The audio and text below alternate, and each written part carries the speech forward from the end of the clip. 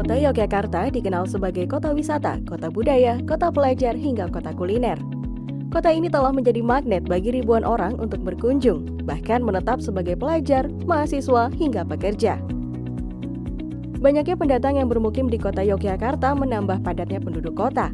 Tahun 2021, kepadatan penduduk kota Yogyakarta mencapai 11.579 jiwa per kilometer persegi. Diprediksi di tahun 2025 mencapai 14.368 jiwa per kilometer persegi.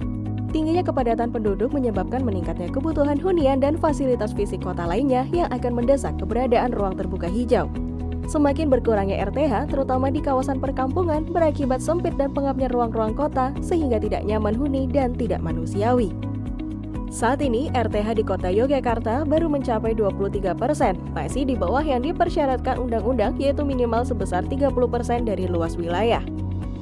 Salah satu wujud perhatian pemerintah dalam rangka menjadikan kota Yogyakarta menjadi kota yang nyaman dan layak huni adalah dengan menghadirkan ruang terbuka hijau publik di kawasan perkampungan padat penduduk.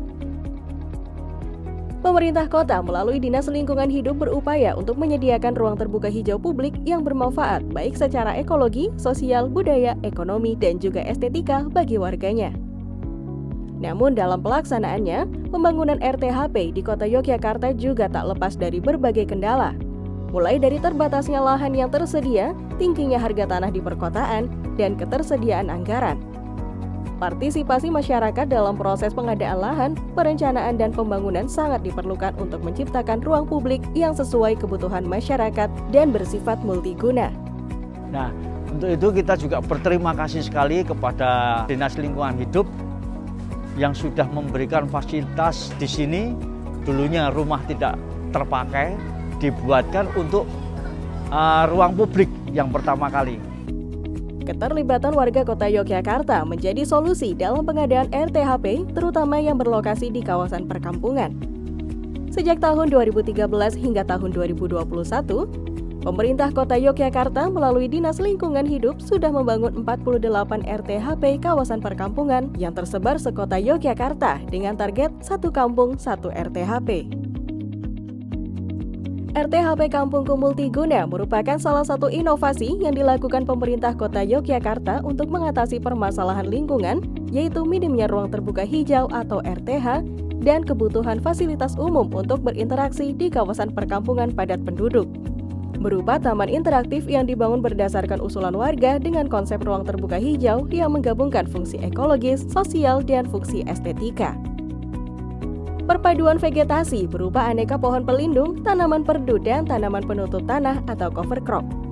Dilengkapi fasilitas pendukung untuk aktivitas warga berupa panggung atau pendopo sederhana, lapangan berumput, kursi taman, dan aneka permainan atau alat fitness disesuaikan dengan lokasi dan luas lahannya. Tentu saja dengan estetika, keindahan, kami sekarang mempunyai taman yang indah untuk kegiatan. Semoga lahan seperti ini terus dikembangkan dan ada di kelurahan-kelurahan yang lain.